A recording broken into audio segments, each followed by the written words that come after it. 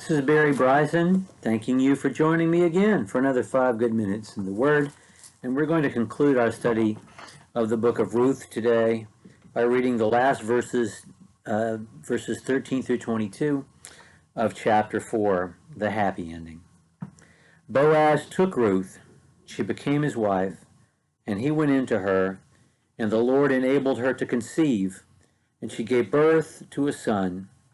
And the women said to Naomi, "Blessed is the Lord who has not left you without a redeemer today, and may his name become famous in Israel.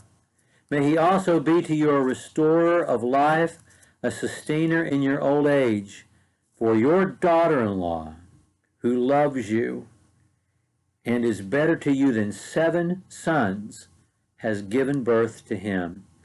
And Naomi took the child and laid him in her lap, and became his nurse. And the neighbor women gave him a name, saying, "A son has been born to Naomi," so they named him Obed. He is the father of Jesse, the father of David. These are the generations of Perez. To Perez was born Hezron. To Hezron was born Ram. To Ram was born Amminadab. To Amminadab was born Nachshon. To Nachshon, Salmon. To Salmon was born Boaz, and to Boaz, Obed. And to Obed was born Jesse, and to Jesse, David. Of all the things this book is, one of the things we have not mentioned yet is that it is an origin story, because it is. It's an origin story about the origin of King David and the Davidic line, which God says will be eternal, and it is eternal through Jesus. So it is an extremely important origin story, and it involves a Moabite woman, which is amazing. In a later study, we're going to go back or go forward to the book of Matthew and look at the 4 women who are mentioned in the lineage of Jesus, because every one of them is involved in a story which ought to be problematic, but which communicate the grace of God. I also want to notice in verse 13 what is clearly communicated in the scriptures. Children are a gift from God. Every child that is born because God intends that child to be born. Every child is a gift from God, given to us in trust. They belong to Him before they belong to us. Verse 13 reinforces that notion that is there throughout the Bible. And then the chorus of women, this God-inspired book, this is God speaking here through the women of Bethlehem.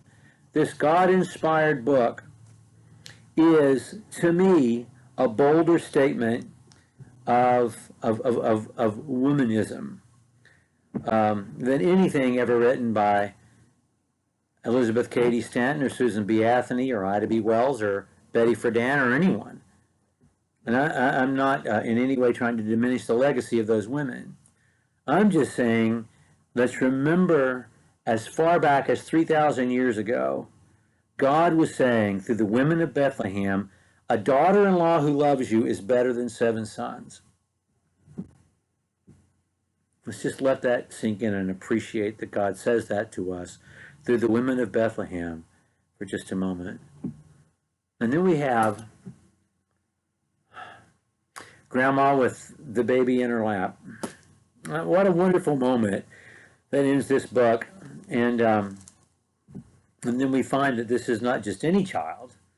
This is a child that will produce David, a child that will produce the Messiah. It's such a wonderful book. I feel like after having read Judges, we've earned this to get to study this book. If you're reading your Bible through in a year, you read the book of Judges, you go take a shower, and then you read this, and you're cleansed.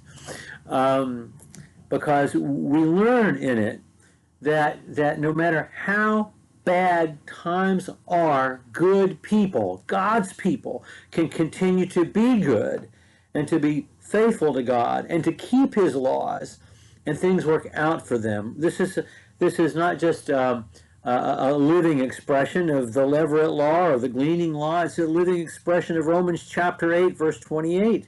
And it is a living, as we've said before, a living explanation of what the word agape means. in the New Testament because we see selfless love all around by these people who were living during the days when the judges judged, when there was no king of Israel and people just did what they wanted to do. And a life like this can happen. Well, I hope you've been blessed by your study of the book of Ruth and that I haven't in any way diminished the joy that you can take from this book. When you need a pick-me-up, when you need to be reminded that in a sinful world, goodness is its own reward, go back and read the book of Ruth. We're going to start a study next time of the wives of David. David does not live up to the example of his great-grandpa. He just doesn't. Okay, when it comes to women, anyway. And we'll see you again next time. Thank you.